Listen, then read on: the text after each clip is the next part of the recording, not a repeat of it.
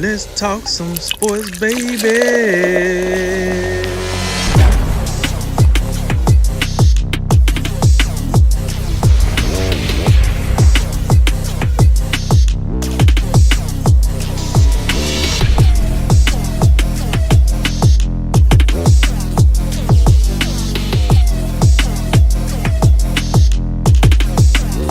And remember, make tomorrow better than today and make today better than yesterday. And you know what we gonna do. We gonna holler at you until next time, baby. Welcome to A Drink of Wisdom with Jay Wise and Nathan Drinkard. I'm your host, Cody Ward. Thank you for spending some of your time with us tonight. As a reminder to all our listeners, besides being on all your favorite podcast platform, A Drink of Wisdom is also on YouTube with each show segment available. Head on over, and if you like what you hear, we would appreciate your subscription. What's going on, guys? A lot to get into today. Big, busy Tuesday. Big busy Tuesday, and we got some Tuesday night football to get to. A little bit of a rarity there, so yeah, let's go ahead and do it. Gas up the jet, baby. You know what it is. You know what I'm saying? Pull up a seat. You know we got to speak.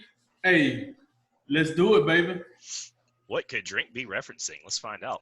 In episode 8, Dak Prescott goes down, Dan Quinn gets fired, and we recap the weekend in college football.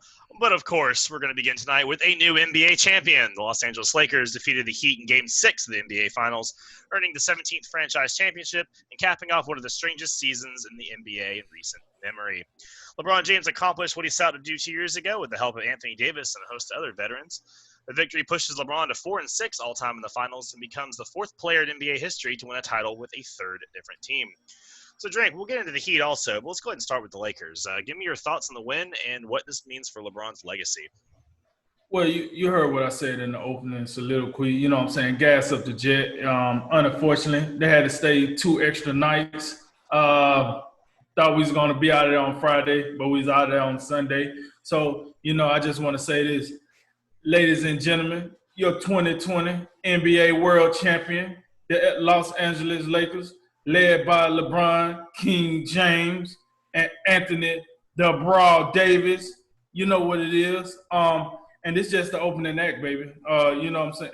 It's more show to go. Stay tuned. You know what it is. And you heard what LeBron said. Give him his damn respect.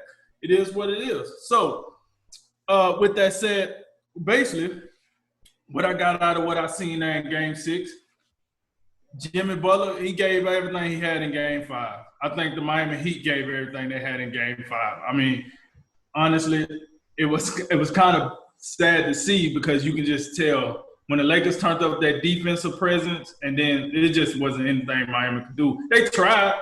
I honestly do believe what I was watching, they was trying. They was giving it what they had left. It was just done. They were spent. Eric Spoelstra, he kind of hinted at it. It was what it was. That's how it goes. That's how the cookie crumbles sometimes. When you're playing the better team, they end up doing what they're supposed to do.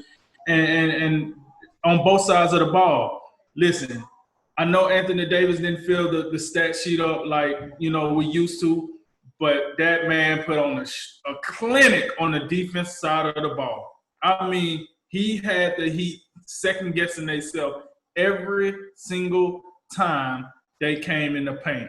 Every time they thought, Anthony Davis. And one thing I think was underlooked was the adjustment made by Frank Vogel when he put Alex Caruso in the starting lineup and took Dwight Howard out. We had got so used to seeing Dwight Howard in the starting lineup, you kind of assume, hey, this is what's going to happen. Frank Vogel said, we're going to hit him with the razzle-dazzle. This is the last game. We about to pack this up. AD, you're going to play the 5. Caruso, you're going to come in and give us that defensive energy. Caruso came in and did his job on the defense side of the ball. LeBron, Rondo, Dwight Howard, everybody, so on. This game meant a lot as far as you got to think about all the legacies that was impacted by this championship. You got LeBron. He finally won that elusive ring number 4. You got Anthony Davis now. He finally got a ring. So he was already considered a top 5 player. Now that kind of cements him in most arguments when you say, because the one loud outburst you had about Anthony Davis was, well, what has he won? Hell, has he even got past the second round of the Western Conference playoffs? Like, what are we talking about here? Now, he don't have to worry about hearing that no more. NBA champion, it's on the resume. You know what I'm saying? Respect it or check it. It's on the resume. You dig? Then let's talk about some of the other guys. So you get LeBron and you get AD out the way. Let's talk about the likes of Rondo. It's been a while since he's been on that stage. Welcome back, Rondo. Championship Rondo. And let me tell you something. We call him playoff Rondo, and we call him that for a reason. He showed us in this series why we call him what we call him. It's a real thing, folks. He was down there. If you picking up what I'm dropping, you seen what Rondo was doing. Listen, spectacular in that Game 6. I loved everything he did in Game 6. He really stepped it up. Dwight Howard, this was once a guy that was washed up. Nobody wanted him. He thought he was an A player after he left Orlando. That was not the case. He had a bad attitude. He wanted the ball more. He was turning into a diva. But when it matters most, he sucked up his pride. He took that veteran minimum. He came over here to the Lakers, and he gave them valuable minutes in that center position, whether that was on the defense side of the ball, whether that's rebounding, whether that was just racking up the fouls to let people know we ain't going to be taking that bull job, however you want to slice it. He did his part when it comes to coming over and just being a role player. He left his ego at the door, and he did what he had to do. And let me talk about two other players that also won their third championship. One, we got Danny Green over here. He also another player that won his championship with 3 different teams. And, Danny, you better be glad y'all won, because I'm not saying what they was doing to your fiance was right, but I think it would have got worse if y'all would have lost this game. I'm just saying it probably would have got worse, because you were stinking up the joint, and yet and still you still in the starting lineup, somehow justifying minutes. But that's water under the bridge now because we got the ring. So then you got JaVale McGee. JaVale McGee also won his third ring. So, for what it's worth, he won his third ring. I ain't say he was a isolated player now, but he won his third ring. Quinn Cook won his second ring. Take that for what it's worth. J.R. Smith won his second ring. Man's shirt was off as soon as that buzzer went off. What a guy. And J.R. had the nerve to be the first person to touch the trophy on top of it. Anyway, with that said, listen, Frank Vogel, he finally got over that hump as a coach. So now what does this do for Frank Vogel's legacy as a coach now? I mean, he was kind of like, all right. He's not terrible, but we don't call him a great coach. But he did take those Pacers team to those Eastern Conference Finals and go head over with the Miami Heat. LeBron led Miami Heat. But now he has a championship on his resume. So now we seen what they did for the likes of like Tyronn Lue. He went from relatively unknown to championship coach. Now he's at the top of a lot of coaches' list. So we think about what that did for his legacy as well. So all in all, not to hold this up, listen, I picked the Lakers to win.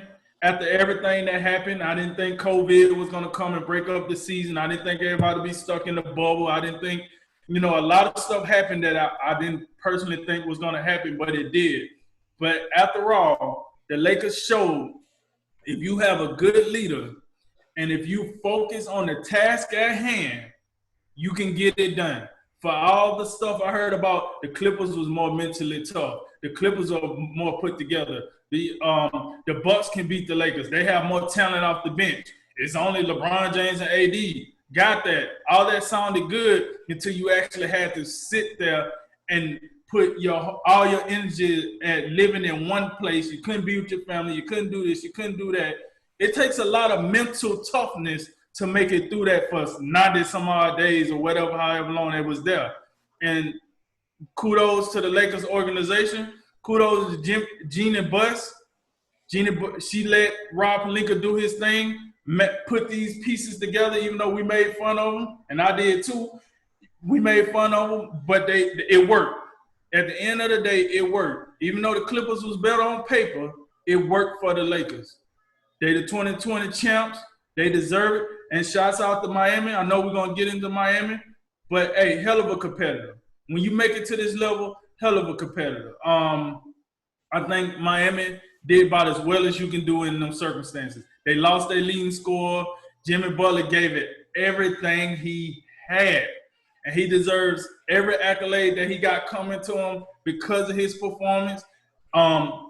Those rookies, Hero, Duncan, Nunn, listen, that kudos to the Miami Heat. They'll be back. And I also want to say, I think a lot of people thought Eric Spoelstra was, one of the top coaches coming into this season, regardless of the results. I think this might have cemented him at least top 3 coaching in the NBA right now, because you can look at it different ways, but Eric Spoelstra took a team that nobody was looking for to the NBA Finals. Let's remember that. Nobody was checking for Miami in the NBA Finals until they made it to the NBA Finals.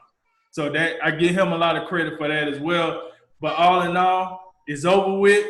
Gas up the jet, baby. We out. Yeah, season's over mercifully, I might add. What a marathon season assisted by the old shutdown. You want to talk legacy? I think you got to start and probably end with LeBron James.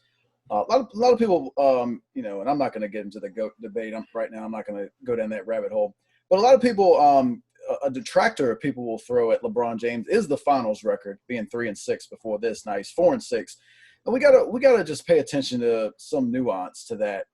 There was many NBA finals that have not went LeBron James' way, to where the deck was so stacked against him that there was no way he was going to succeed. You look back at his first finals appearance in 2007, it was LeBron and some drink of wisdom coffee mugs out there. The San Antonio Spurs were clearly the superior team. And then the 3 losses to the Golden State Warriors. And you remember 2015, Kevin Love got hurt in the first round. Kyrie Irving goes down in Game 1 of the NBA Finals, an impossible task. You had Matthew Dellavedova, people singing his praises, like, look at this guy, like he's dehydrated in 45 minutes, and look at him, he's trying so hard. And then of course, LeBron did the 3-1 thing in 2016, and that led to the Kevin Durant signing, and we all knew there was no conceivable way, barring catastrophic injury, LeBron James and the Cleveland Cavaliers would be able to circumvent that. So what I'm getting at is there has been a lot of these finals losses that you can just look at them and you kind of – they're there and they're valid, but it's hard to hold them really against LeBron James. This win seemed like LeBron actually catching some breaks, and that's not me trying to detract at all from this championship. But there was a few things that it went their way. The Milwaukee Bucks just forgot how to play basketball, in my estimation, before Giannis got injured in that Heat series. They just forgot. And then the Los Angeles Clippers, they just simply weren't who we thought they were going to be. And then in the NBA Finals, some of that injury luck that's went against LeBron in years past, that injury bug bit the Miami Heat. I still think at full strength the Lakers probably win this series, but it's a tough ask when Miami's second and third best players go down. Talking about Goran Dragic and Bam Adebayo. Adebayo, of course, returned in Game 4. Dragic tried to play in Game 6, but he simply wasn't himself. And by the time he even got inserted into game, it looked like it was already too late. That's how dominant the Lakers were in Game 6. It was an absolute clinic what they were doing, especially on the defensive side. But in totality, this, of course, I'm not sure I don't think it solves the GOAT argument. I think I think you're going to always have a faction of people that go Jordan and a faction of people that go LeBron. But it definitely is a strengthening argument for LeBron. This is now 4-6. 4-6 looks a lot better than 3-7. So that's a huge deal. I am going to say I'm a little glad the season's over. I think the King in year 17 is the most played out line that we've heard just the entire year. I'm surprised I haven't seen the King in year 17 bringing number 17 to LA, meaning the Lakers' 17th championship. I haven't seen that, but then again, maybe I just haven't been paying attention. But it definitely strengthens LeBron's legacy. Anthony Davis, big win for him getting his first ring. I would caution on his legacy in totality, because I think it's real easy to say, what has he done without LeBron? What will he do in the future without LeBron? I think that's something that'll hold him back right now. Well, but most certainly, there's no denying his talent and what he's meant to this team, and especially his ability on the defensive end is something that's so easy to undersell. I mean, we talked about Bam Adebayo, how important he is to the Miami Heat with what he does defensively. I mean, AD's just, I mean, he's the same player, just at another level. I mean, some of the things that he can do. I mean, one of the lasting images to me of the NBA Finals was Jimmy Butler, doing everything in his power to get to the rim, and there's just certain times where Anthony Davis is just having none of it. So his all-around game and what he was able to do, we can't undersell that. And those two guys were the driving forces to this championship. But yeah, there's some unsung guys that are worth mentioning. I thought Rondo's performance in Game 6 was ultimately the difference. Just the way he was shooting the basketball in the first half. I mean, it was just a clear. It looked like a clear signal that there was no way Miami was going to overcome that guy shooting that well, and something that the guy makes 3 or 4 from 3. I mean, that's a clear giveaway to Miami's going to have no chance tonight.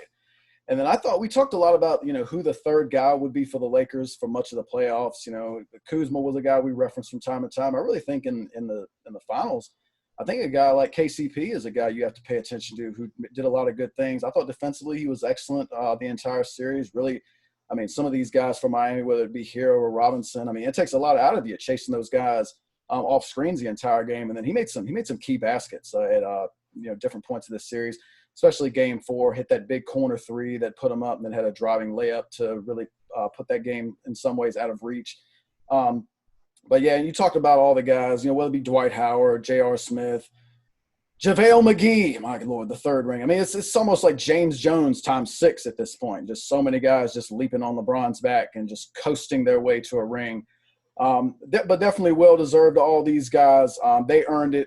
Miami, give them credit. We'll get into them in a little bit. They put up as good a fight as they could have. But I really think, when you go back to where we disagreed with at the beginning of the season and throughout the season until the Clippers got eliminated, I think the real big takeaway in all of this and where the ultimate difference was Frank Vogel did a better job than Doc Rivers. I think that's something we got to look at and say. The Clippers, I still believe, were the more talented team. I think in retrospect, maybe you can say the shutdown hurt them a little bit more than the Lakers, but they never got it together. Doc Rivers could never get those guys operating at maximum capacity. But Frank Vogel, to me, I thought he did an exceptional job. He had some challenges thrown his way. Speaking of Avery Bradley, I mean, that's a guy we brought up from time to time. I thought he was going to be a big loss. They figured it out. They mixed and matched. Guys like Caruso stepping up, Rondo coming back in the Western Conference Finals. It was a big deal.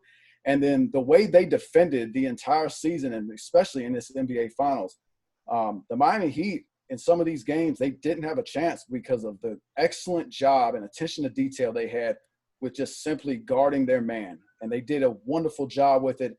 And with their defense plus just the overall brilliance of LeBron James is why they're the NBA champions. Yeah, I'll keep it pretty short. We got a lot to get to tonight. I will say, first of all, before we talk about the teams themselves, hats off to the NBA. I think that's worth mentioning. This bubble was an absolute just complete success. Like, the NBA just put on a masterclass in dealing with adversity. Like, a professional sports league really hasn't had to deal with something like this to this date. And we talked so much about the bubble, but, this has been going on since July. No positive tests. They kept it tight. They kept it perfect. They did the thing. We were so many people wondering, this is going to last 2 weeks and someone's going to walk in there and get it. And then never happened. And it's just really amazing that we actually got the season to finish up on schedule just like we thought. So, hey, big kudos to them, and kudos to them taking care of the staff afterwards. I'm sure that was a monumental task, working something like that. But, yeah, for the Lakers, man, I mean, this is – we kind of, like you said, we kind of figured it was either going to be them with the Clippers, coming out of the West especially. And I think that there's something to be said for overcoming that kind of adversity as well, for all the things that happen. A lot of people want to put an asterisk on this championship and go, oh, well, there's a bubble. Like, it's everyone's in the same thing. They're all doing the same thing. So you can't give me that crap. I think what really you saw with the Lakers is that veteran presence and the leadership of guys like LeBron and Rondo really kept this team focused, and where a lot of teams just couldn't stay as focused, they were able to do so. And then when it came down to it, they were just the better team than the Heat. I don't think there's any question that the Lakers got lucky or something happened, other than the Dragic injury, which you could make that argument, but you really can't sit here and tell me the Miami Heat are clearly going to win this series with Dragic or without. So it didn't really seem to matter. I know he came back, but he was hurt, whatever else. So big kudos to them. For LeBron's legacy, real quick, I think it's unbelievably impressive to win a third championship with a third different team. The man's won with every team he's ever signed with in the NBA, and that's something to be said, from the Miami Heat and then going over back to Cleveland to win his ring and then over to LA. And a lot of people, I think, thought when he got to LA there was going to be a lot of it was more of a business decision, and he was really there to expand the brand, and he was there to soak up the sunlight, and just basketball would come be a secondary thing, which it's someone 17 years in. I know it gets beat to death, but why wouldn't you be doing that? Why wouldn't you be thinking after basketball? And the man said, let me just go put up a 30-point triple-double in Game 6 and win the finals. No big deal. So just the man's built different, and it's just, for all the Jordan, LeBron crap, it's just fun to be able to watch a guy like him play and continue to play at the level he plays at. So. But before we go off the topic real quick, we'll get into the Heat because we do give them some love. Y'all already kind of did, gutsy performance, hard fought.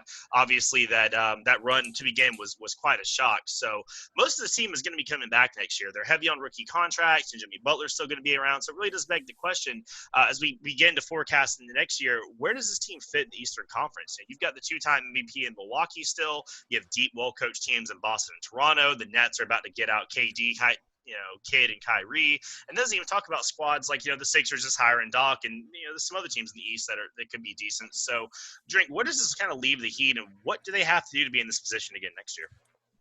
Well, I would say this. I think this locker man probably the top 5 in the Eastern Conference. It is other teams I probably like, a little better than them at this point. But I think they need another piece. I said this, maybe last week or so. They need another, not a superstar. I don't think they need another superstar. I just think they need another guy that's dependable, something like Jimmy Butler, maybe a level down.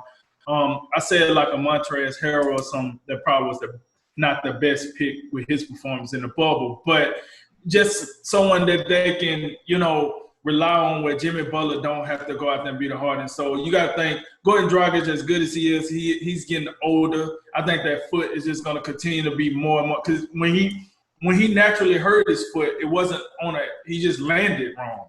And it's like, okay, well, it's possible that can happen again, and then again, and then again. So you probably need someone else, just another piece to tie that up and take them over the hump. But ultimately, we'll see in free agency. We'll see what they can make happen in the free agency. We'll also see what the other top contenders in the Eastern Conference, what they do in the free agency. But as far as them making it back to the finals, it's a little hard for me to see that as each team stands right now. Let's see what moves they make, and then let's revisit that and probably have a more clear answer for you. Yeah, I agree with Drink. I think they do need another piece because, we got to be – I think we got to be – I don't think any of us saw Miami going on this run. If you just said before the season, and as much love and respect as we got for Jimmy Butler, if you'd have looked at me and said, in the preseason, hey, Miami's making the finals with Jimmy Butler as their best player. No, they're not. But that's what happened ultimately. So to have that same thing happen again, I think it's going to be that's a hard sell for me at this point. I think top 4 in the Eastern Conference, that's a reasonable expectation for them next year without making any additions. I got to remember, this is Pat Riley we're dealing with, so who knows what he has up his sleeve.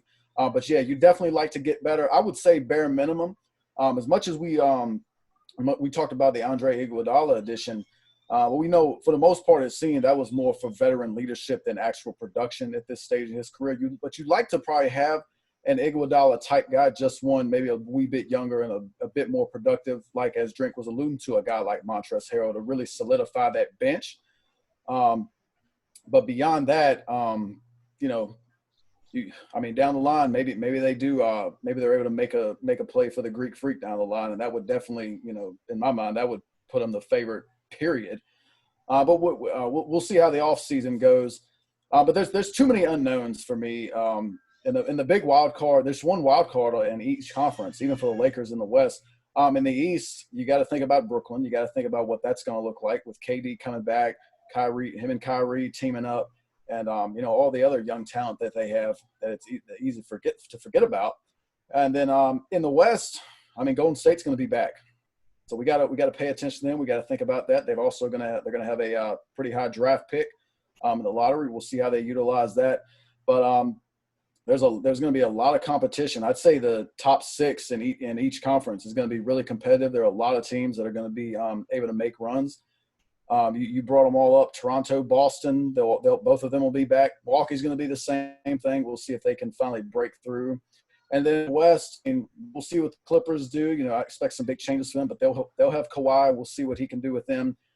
Denver took some strides forward this year, and as we see, they're a team. No matter what the deficit is, they're not going to quit. They're going to keep coming.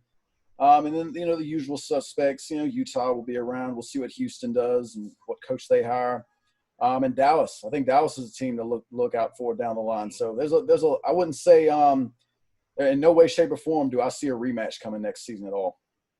I would generally agree with that. I think the Heat – I think you have to be careful if you're the Heat because I don't think you want to break up this nucleus too much. I know it's tempting to go, well, we almost got there, so let's just trade all these young guys and go get a superstar, and then we have Jimmy Butler and this other dude. And if you pull too much of this apart, the whole thing could kind of fall apart. I think that what you saw is, boy, they're really good together, but if you could kind of – change a few things around the edges and get another nice star player. And I think that you would probably look at maybe a second big man to take some of the load off Adebayo, especially like the defensive side of the ball, and maybe another ball handler because, Dragic is definitely not a spring chicken like you guys said, so maybe another younger point guard to come in and be a true, facilitator for this offense. You got plenty of shooters, which is something most teams don't have, which allows you to go shopping maybe different than other teams will. And like you said, we have no idea what's going to happen. Just in the conference, you can see the Sixers trading one of their 2 guys. Doc Rivers comes in and runs one of them off. That's just one of a million things that could happen. But they do have a max salary space open, or will be able to make one open. So I guess we'll see.